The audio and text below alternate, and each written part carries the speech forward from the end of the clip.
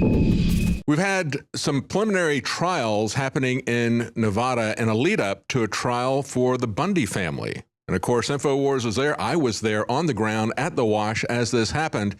And I have to say, from the very beginning, this has been a miscarriage of justice. These are political prisoners. And we're talking to Shari Dovale with RedoubtNews.com. She has been attending the trial on a daily basis. And I want you to hear from the reporter on the scene how this is being railroaded. We just had one of the individuals. These are people before they get to the Bundys. They've had one individual convicted, and they sentenced him last week to 68 years in prison. Amazing that that could happen. And we've got a retrial of 4 individuals that's going on right now. And I want Shari, thank you for joining us, Shari. You're standing outside the courthouse right now, right? Yes, sir, I am. Break down for us the rules that have been imposed, the gag rules that have been imposed on the defense by the judge. Well, just to let everybody know, these are not rules that were in place on the first trial. These are new rules. She has forbidden them to pretty much have a defense at all. They're not allowed to talk about why they came to Nevada. They are not allowed to talk about the video of Margaret Houston being thrown to the ground or of seeing Ammon Bundy tased. And I understand that these were on the mainstream media news feeds. They weren't just on alternative media live streams or anything like that. These were actually put out as news feeds, but they're not allowed to discuss them. And of course, it's very important. She also put a gag order on them about talking about the First Amendment zone that they created. When we got there, one of the first things that we saw was a little area that was contained out in the middle of nowhere. And it had a sign on it that was professionally printed by the BLM that said First Amendment area. And somebody put a handwritten sign on it that said, the First Amendment is not an area. And of course, it's interesting that she won't let them talk about that because she is gagging their First Amendment rights as well as their Sixth Amendment rights to have a real trial, to confront the people and to talk about the issues that are at the heart of this issue. They can't talk about the BLM. They can't talk about the First Amendment zone. They can't talk about that county commissioner who called the people that were coming there from Utah inbred idiots and said if they are coming here to defend the Bundys, they better be ready to pay for their own funeral. That's absolutely amazing. That shows the hostile attitude that we saw on the ground from the BLM. And of course, it was the governor of Nevada who was outraged by that First Amendment sign. And that was one of the first things, as well as the attack that they're not allowed to talk about, the attack on the lady who was middle-aged. They attacked her from behind, threw her on the ground, who was a cancer survivor, Margaret Houston, who's, I think, the sister of Clive and Bundy. They weren't allowed to talk about that either. That's right. And the other thing, she's also put the kibosh on their Second Amendment rights is not a defense. They said, well, she made it very clear. Yeah, I know, this is interesting. She made it very clear that even in an open carry state, if a law enforcement officer sees a weapon on your hip and feels threatened, then you are guilty of assault. Wow. That's amazing because we've covered Second Amendment rallies in San Antonio. We had San Antonio police who were harassing people that were doing open carry legally. And so we had a massive rally. We had over 1,000 people there. We had Alex Jones speaking in front of the Alamo. We had a lot of high-ranking state political officials. And everybody that was at that rally was carrying legally, openly. And I guess, according to them, any of those people, they would have been with the law enforcement would have been, according to this judge, within their rights to either try these people in court for assault or maybe just to shoot them on the spot. But of course, they wouldn't shoot people on the spot who are armed. And that was the whole point. The Second Amendment is not a threat to the government if the government is following the law. The Second Amendment and arms in the hands of individuals is a deterrent. Think about it like the deterrent that we had during the Cold War. Nobody wanted a nuclear war. But having arms was one way to prevent that on both sides. So that's a very interesting thing. One of the other things I saw, and of course this isn't coming up yet because Clive and Bundy's case has not happened, but I saw that they accused him of assault and illegally carrying weapons and so forth. Cliven wasn't even at the wash, and he never was carrying weapons the whole time that I was there. And we were there from a few days before the standoff to the day after that. Yes, sir. Now, She has really kind of put a war on the Constitution within this court case, and it's going to have far-reaching effects all across this nation.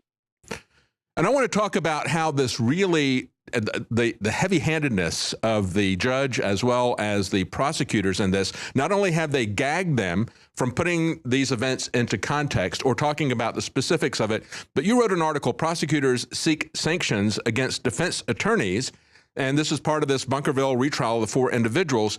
And talk about what happened here. This, of course, is about a guy who was Trey Shilley, who was a tourist who happened to work for the U.S. Forest Service.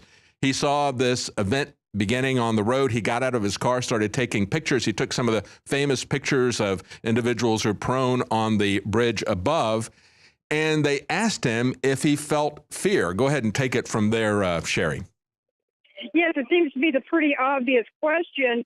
Who did he feel fear from? The defense tried to get that information out because he made it clear that he wasn't afraid of the gentleman that was lying prone on the bridge, that he didn't fear him. He didn't fear any of these people that he saw carrying the guns. That's why he stayed there taking his pictures. But then on the stand, he starts talking about being afraid. So the defense tried to probe him as to who he was afraid of. Was he afraid of the BLM? Well, that's when the prosecutors objected, and that's when the judge shut it down. And then the next day, the prosecutors... That's right. And then the next day, the prosecutors come back and say, we want action taken against this guy because he violated your rules to even talk about the BLM. That's right. They're not allowed to talk about any of the BLM's actions. That's amazing. It is. It's very amazing. It's a key part of the defense, and she won't allow it to be discussed. And now the sanctions that the prosecutors are asking for are they want to review the closing statements of all of the defense attorneys before they're given. They want to approve them, not just the one, but all of them. This is a railroading trial, if ever there was one. And of course, when you talk about this individual who was taking pictures and who he was afraid of, you look at the picture and you can see other people who are ducking down next to him beside the concrete barrier wall. Obviously, they're afraid of the people who are pointing guns. I was there on the ground next to Ammon, and they were pointing guns at us and using the loudspeaker to say, we will use lethal force. So people were justified to be afraid of the BLM. Nothing like that was happening on the other side. And that's the key issue, I think. We had a Fox News reporter who was there with us initially, and he was afraid of them. And he started walking towards them saying, Fox News, don't shoot. Fox News, don't shoot. He's got a big camera on his shoulder, and he's lifting up his shirt to show that he's not armed. And they started yelling at him, get away from us.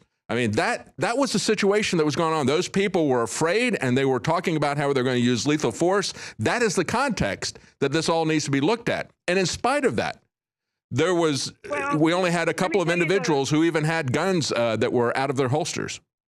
Yes, sir, that's right. And they have not been able to come up with a picture of any, for example, Eric Parker, who was prone on the bridge. They have not been able to show any picture where he is pointing his gun over that barrier at anybody specifically. That's right. We've only got about a minute and a half left. We've only got about a minute and a half left. Shari, tell us what happened today. You said we had some breaking news today. You were at the trial this morning. Eric Parker has been banned from the afternoon segment of the courtroom because he allegedly looked at another defendant during a sidebar. Wow. That's all. And he was actually just looking at the view screen, but somebody complained that they thought he was looking at another defendant, so he has now been removed from the courtroom for the afternoon. You cannot look at another defendant. You cannot talk about the BLM. You cannot talk about the First Amendment zones that they have there. And of course, this judge has turned this courtroom into a Constitution-free zone. This is a railroading trial. We're going to be talking to Shari Dovale as this develops. She's on the scene reporting for this from RedoubtNews.com, doing excellent reporting. Take a look at their website. Support this important work, telling people the truth about what's going on at this trial. This is totally an outrage, and these people are political prisoners, Shari. Your final comment. Thank you so much for having us on, and we will be back. Thank you so much for the work you're doing. All right, again, that's Shari Dovale with the RedoubtNews.com. You can follow that, and we'll have more updates from them as these trials develop.